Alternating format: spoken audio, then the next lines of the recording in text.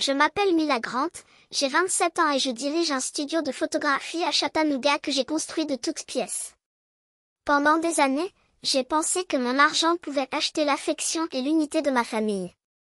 J'ai payé leur loyer, les projets fous de ma sœur, toutes les urgences qui se présentaient. À Noël dernier, j'ai consacré mon corps et mon âme à préparer un dîner parfait chez mes parents, la table était impeccable, les cadeaux triés sur le volet, chaque détail du dîner payé avec ma sueur. Et tu sais ce que j'ai eu en retour? Ma sœur, avec un rire moqueur, m'a dit au visage, « Pourquoi ne sors-tu pas d'ici? Personne ne t'attend. » Mes parents? Pas un mot. Je n'ai pas crié, je n'ai pas pleuré. J'ai juste souri, j'ai tourné le dos et j'ai juré que ce serait le dernier centime qu'ils verraient de moi. Cette nuit-là a tout changé. J'ai toujours été celui qui réparait les dégâts des autres, mais cette trahison m'a fait mal comme elle ne l'avait jamais fait auparavant. Ce qui s'est passé avant ce moment et ce que j'ai fait après ont ébranlé les fondations de ma famille d'une manière à laquelle personne ne s'attendait. Restez jusqu'à la fin pour voir comment ils ont appris, à la dure, qu'il ne faut pas plaisanter avec ceux qui vous soutiennent. Si cette histoire de trahison et de vengeance vous a rendu curieux, ne manquez pas les prochains chapitres et si vous avez aimé ce que vous avez entendu jusqu'à présent, partagez et abonnez-vous pour ne manquer aucun détail. Grandir avec Nicole Vance, ma sœur de 5 ans mon aînée, c'était comme vivre à l'ombre d'un ouragan. Dans notre maison de Chattanooga, elle dominait chaque espace avec sa voix aiguë et sa soif insatiable d'attention. C'était la fille tranquille, toujours un pas en arrière, la regardant voler chaque opportunité qui se présentait à moi. À 10 ans, je me suis inscrite à la foire du printemps de l'école pour vendre des bracelets d'amitié que j'avais minutieusement tressés, rêvant d'acheter un nouveau journal. J'ai organisé mon banc avec des fils colorés, chaque nœud réalisé avec soin. Nicole, à 15 ans et pleine de malice, a vu mon travail et a décidé d'y participer elle aussi. En quelques heures, il a installé un stand plus accrocheur, distribué des autocollants pour attirer les enfants et emmener tous les clients. Ma table était vide. Je ne me suis pas plaint, mais j'ai appris une leçon précieuse. Si je voulais quelque chose dans la vie, je devrais protéger mes projets comme s'ils étaient de l'or. À 12 ans, j'ai décroché le rôle principal dans le spectacle de danse de l'école.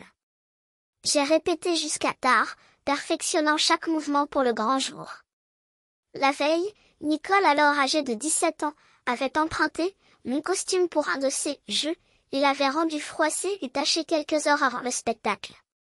J'ai dû porter une robe de rechange qui n'était même pas bien ajustée, trébuchant sur scène pendant qu'elle riait au premier rang. Mes parents, James et Barbara Grant, ils ont applaudi sans même mentionner ce qui s'était passé. Pour eux, il ne s'agissait que d'une rivalité fraternelle, une autre excuse pour ignorer la manière dont Nicole m'a systématiquement sabotée. À 14 ans, je me suis investie corps et âme dans un projet d'ExpoScience, un modèle du système solaire que j'ai construit pièce par pièce, après des nuits à rechercher des orbites et à peindre des planètes. Nicole, alors âgée de 19 ans et de retour de l'université, a volé mes brouillons, a fait des ajustements superficiels et a soumis une version améliorée, qui, bien sûr, a pris la première place. J'ai reçu un « félicitations pour vos efforts » et une tape dans le dos. Mon père haussa les épaules. L'année prochaine, tu réessayeras. Ma mère détourna le regard. Ils n'ont jamais exigé que Nicole accepte leurs actes. Il n'y avait pas que, ma tante Hélène arrivait et se moquait des pitreries de ma sœur, la qualifiant de « feu d'artifice ». Je me sentais invisible, comme si mes réalisations ne méritaient même pas une seconde d'attention. C'est dans ce vide que j'ai trouvé refuge, le vieux point and shoot de mon père, oublié dans le garage. Ajuster la mise au point, capter la lumière filtrant à travers les arbres ou le mouvement d'un chat dans la rue m'a donné un sentiment de contrôle que je n'avais pas chez moi. J'ai passé des heures dans le jardin à enregistrer des ombres et des flashs, construisant un univers où Nicole ne pouvait pas m'atteindre. Ma meilleure amie, Terry Shaw, a été la première à remarquer cette étincelle dans mes yeux. « Tu as un don, Mila », m'a-t-elle dit un jour en me prêtant son Polaroid pour l'essayer. Ces encouragements étaient comme un phare dans l'obscurité. Pour la première fois, quelqu'un me voyait non pas comme l'ex-sœur de Nicole, mais comme moi-même. Ces années ont forgé en moi une résilience tranquille. Le besoin constant de Nicole d'être au centre me rendait méfiant, toujours à l'affût du prochain piège. Le silence de mes parents m'a appris que je ne pourrais jamais compter sur eux pour me défendre, ils étaient trop occupés à sauver les apparences. Le rire de tante Hélène a normalisé le comportement de ma sœur, me faisant me sentir de plus en plus petite. Mais les paroles de Kelly résonnaient dans mon esprit.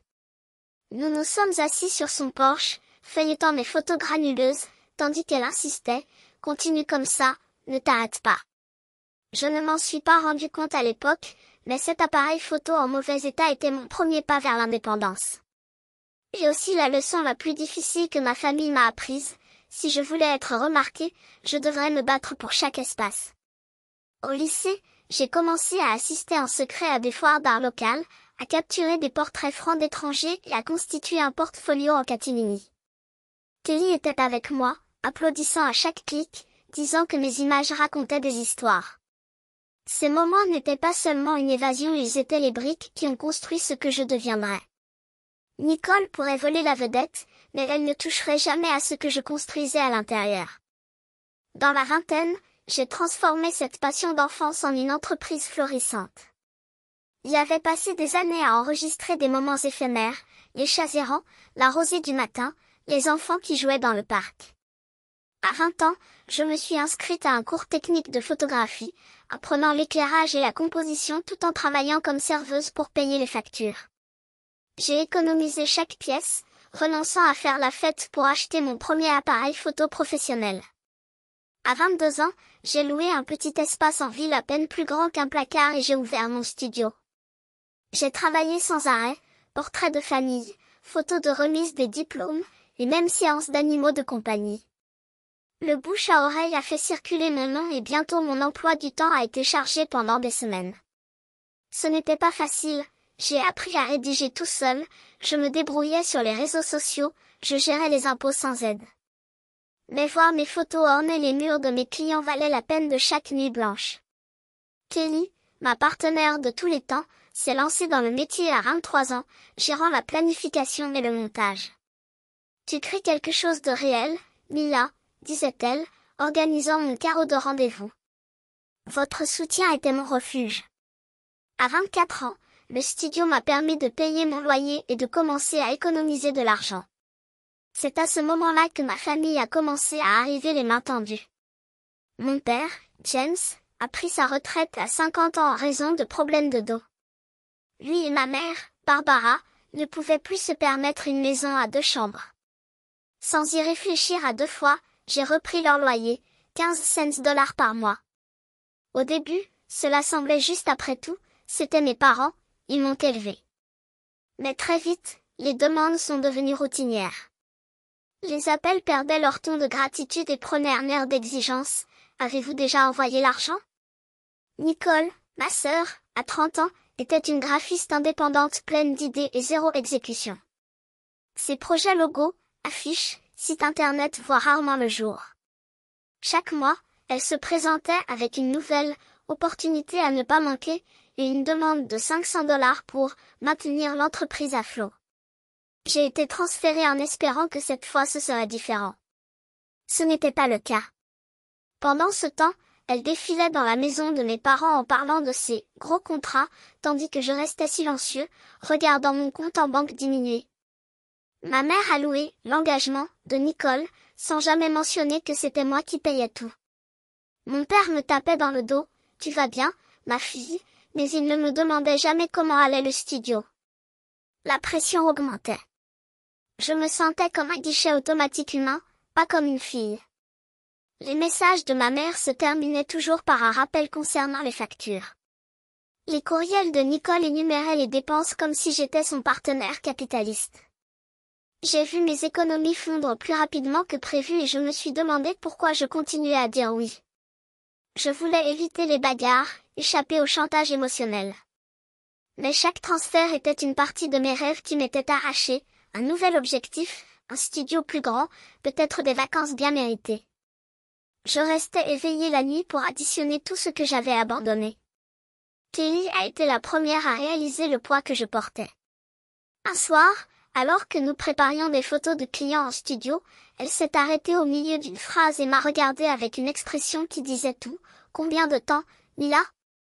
L'effondrement en temps réel, il est entré sans frapper, apportant avec lui une odeur de café frais et une détermination que seuls ceux qui vous ont vu au plus bas peuvent avoir. Éteignez-le, ordonna-t-elle en fermant mon ordinateur portable d'un geste ferme. Chaque mot est un mensonge. Et tu le sais. Je voulais la croire. Mais les notifications n'arrêtaient pas d'apparaître, comme si des couteaux étaient coincés les uns après les autres. Trahi. Égoïste. Ingrat. Des mots qu'ils n'utiliseraient jamais si je payais encore leurs factures, leurs choix, leurs erreurs. Kelly a approché la chaise à côté de moi, ses yeux fixés sur les miens. Tu les as sauvés pendant des années, Mila. Et qu'as-tu eu? Un coup de couteau dans le dos, servi avec un sourire hypocrite. Elle avait raison. Mais la douleur ne venait pas seulement de la trahison, elle venait de la clarté brutale que, pour eux, je n'avais jamais été leur fille, leur sœur, leur tante. J'étais la caisse enregistreuse. Celle qui payait les factures, comblait les trous, et maintenant, en fermant le robinet, elle était devenue la méchante. Et si je me trompe? Murmurai-je, ma voix tremblante. Et s'ils avaient raison et que je suis vraiment égoïste? Kelly éclata de rire un son sec et sans humour. Une personne égoïste est quelqu'un qui vous suce à sec et qui se plaint ensuite lorsque vous arrêtez de saigner. Elle a pris mon téléphone portable, a glissé son doigt sur l'écran et m'a montré des photos du studio, les murs couverts de clients satisfaits, les récompenses que j'avais gagnées, les ampoules grillées après tant de jours de travail tardif. C'est toi, Mila. Pas eux. Pas leurs factures, pas les caprices de Nicole, pas l'inaction de tes parents. Ça. Son doigt toucha l'écran. C'est ce que tu as construit toi-même. Ces paroles étaient comme un seau d'eau froide. J'avais passé des années à justifier chaque centime dépensé pour eux, chaque nuit perdue à résoudre des crises qui n'étaient pas les miennes. Mais quand exactement, quelqu'un avait-il pris ma défense? Quand quelqu'un m'avait regardé dans les yeux et m'avait dit, ça suffit. Tu mérites mieux? Jamais. Et là, entre les 4 murs de mon atelier, le seul endroit qui avait toujours été le mien, j'ai compris, le blâme qu'on m'avait imputé n'était pas le mien. C'était le leur. Parce qu'ils dépendent tellement d'une personne qui ne leur a jamais appartenu. Pour avoir confondu l'amour avec un chèque en blanc.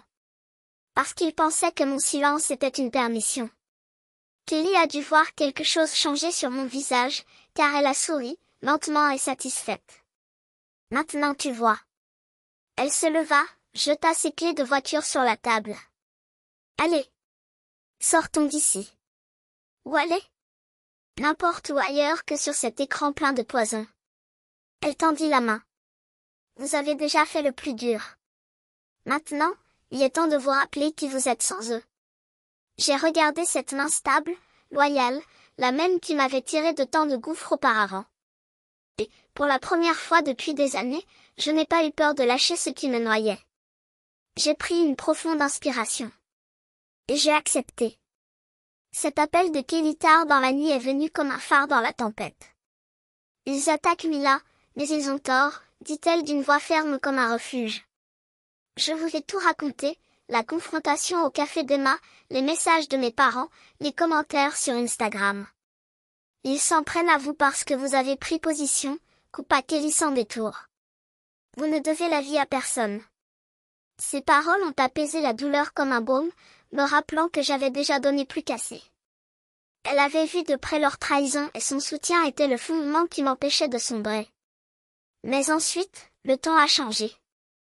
L'appel de Nicole arriva le soir même, la voix tremblante, presque brisée. Mila, j'ai des ennuis, soupire-t-elle en demandant $500 pour ne pas perdre l'appartement. Un client m'a largué, a-t-elle expliqué. Sa publication sur Instagram était encore gravée dans ma mémoire, ce sourire, la famille et tout, alors qu'ils m'ont poignardé dans le dos. Puis ce fut le tour de ma mère, nous avons besoin d'un paiement pour la maison, Mila. Pouvez-vous m'aider? Le temps, maintenant doux comme du miel, demandait les 1500 que je couvrais toujours. Mon père a laissé un message vocal, la voix longue, presque suppliante, nous comptons sur toi, ma fille. Juste le loyer, s'il te plaît. Nicole a encore envoyé un texto, promettant de tout réparer si je transférais l'argent. C'était trop rapide. Trop pour être une coïncidence. Ils m'ont attaqué à Noël, m'ont traité d'ingrat, d'égoïste, et maintenant ils voulaient mon argent comme si leurs mots pouvaient être effacés avec un pix. Comme si j'étais une machine à sous avec un bouton de réinitialisation. Pendant des années, j'ai cru que mon soutien achèterait la loyauté, que mon sacrifice me donnerait une place à cette table. Mais leurs accusations prouvaient le contraire, j'étais utile, pas aimée. La voix de Kelly résonnait dans ma tête, tu as le droit de partir. Dans mon studio, entouré de photos dans lesquelles j'avais investi mon âme, j'ai senti quelque chose de nouveau s'épanouir, une détermination tranquille et incassable. J'avais quitté leur table de Noël. J'ai ignoré les messages, les appels. Et maintenant, pour la première fois, je laisse vos demandes sans réponse. 2 mois plus tard, Nicole pensait pouvoir revenir comme si de rien n'était. Il est entré dans mon studio à Chattanooga avec un sourire trop large, trop calculé. Mila, j'ai besoin d'emprunter ton imprimante 3D juste pour un petit projet, a-t-elle dit, racontant l'histoire d'un client qui voulait des porte-clés personnalisés pour un événement local. Le ton était doux, presque affectueux, un contraste frappant avec les insultes de Noël et les coups sur Instagram. J'ai hésité, me rappelant qu'elle n'avait jamais rien rendu, mais j'ai accepté. Peut-être qu'une petite faveur maintiendrait la paix. L'imprimante, une machine haute performance que j'utilisais pour les créations en studio, était soumise à une seule condition, 3 jours. Sans faute. Nicole hocha la tête avec enthousiasme, prenant l'équipement avec un « Merci, sœur », lancé en l'air. 3 jours se sont transformés en 5. Une semaine. Mes messages sont allés directement sur la messagerie vocale. Lorsque j'ai vérifié leur réseau, il y avait des porte-clés complexes, clairement réalisés avec mon imprimante, affichés sans un seul crédit. La colère montait, lentement et chaudement. Kelly a repéré le problème lors d'une vérification des stocks. Mila, l'imprimeur est toujours avec Nicole, a-t-elle dit en montrant le profil de ma sœur sur son téléphone portable. Les messages affichaient fièrement leur nouvelle entreprise, toute construite avec ce qui m'appartenait. Je l'appelai d'une voix ferme, rends-le demain midi. La réponse fut un petit rire. Détends-toi, Mila. C'est juste une machine. Je n'ai pas discuté. Cette nuit-là, je suis allée à son appartement, j'ai ramené l'imprimante dans ma voiture et j'ai changé tous les mots de passe du studio. La réaction de Nicole ne s'est pas fait attendre. Le lendemain matin, elle est apparue frapper à la porte verrouillée du studio, alors qu'un client attendait une séance photo. « Tu es déloyale, égoïste !» a-t-elle crié, sa voix résonnant dans la rue. « Vous sabotez mon travail, vous gardez vos affaires comme si le monde vous appartenait. » Les regards se sont tournés vers nous, les clients, les passants, même le barista du café Dax en grave côté. Je suis restée à l'intérieur, immobile, lui demandant de sortir à travers la vitre. Mais Nicole ne s'est pas arrêtée. Il m'a accusée d'avoir trahi ses rêves, les bras agités, le visage rouge. Une cliente habituelle, qui attendait des photos de sa fille, a sorti son téléphone portable. « Cela est en ligne », a-t-elle marmonné, en postant la vidéo sur un forum local avec le titre « Crâne du studio de Chattanooga, le photographe est-il vraiment le méchant ?» Le message a été mis en ligne avant que Nicole ne parte en trombe. Kelly était à côté de moi lorsque la vidéo a commencé à circuler. « Elle creuse sa propre tombe », a-t-elle déclaré en croisant les bras alors que le fil du forum se remplissait de commentaires. J'avais vu les messages de Nicole, entendu ses cris et je savais que ce n'était qu'une autre tentative de m'aspirer. Vous n'avez pas besoin de continuer à donner des chances à ceux qui savent seulement les saisir, a-t-elle ajouté, et ces mots résonnaient avec la certitude que je cultivais depuis Noël. J'ai hoché la tête, me rappelant les années où j'avais laissé Nicole prendre mon argent, mon temps, maintenant mon équipement. L'imprimeur, de retour à sa place, bourdonnait pendant qu'il travaillait sur une commande client. Mes parents, Hélène, Sarah, Emma, aucun d'entre eux n'a appelé ni envoyé de SMS à propos de l'incident. Son silence était aussi prévisible que ses accusations. Je me suis concentrée sur ce qui comptait, mon studio, plein de clients qui appréciaient mon travail, pas le drame de ma famille. La journée s'est terminée dans le calme, mais la vidéo était déjà diffusée, partagée, commentée. Les mots de Nicole, déloyal, sabotage, résonnaient encore, mais il n'y avait aucune culpabilité. Elle avait encore une fois volé ma confiance. Et cette fois, je l'avais récupérée. Kelly est restée tard pour aider à réorganiser l'équipement. Vous construisez quelque chose de réel ici, a-t-elle déclaré en désignant les photos qui ornaient les murs. J'ai souri, parce qu'elle avait raison. L'imprimeur était à moi. Le studio était à moi. Et le choix de rester ferme aussi. La scène créée par Nicole était sa création, capturée, jugée, partagée. Mais je l'ai laissée derrière moi. Je me concentrais sur chaque clic, chaque image, chaque vie que j'avais aidé à enregistrer. Pas à la fois. Ils ont emménagé dans un petit appartement, un espace exigu d'une chambre qui correspondait à leur budget, sans mon aide. Barbara a accepté un travail à temps partiel au supermarché, ses doigts fatigués à force de passer des heures à enregistrer des produits. James tondait les pelouses, livrait des colis, économisait de la monnaie pour payer les factures. Je l'ai découvert par un voisin, pas par lui. Il s'en fichait. Je n'ai même pas attendu qu'il m'appelle.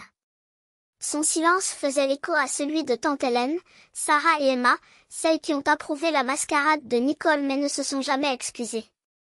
La communauté, cependant, a parlé pour moi.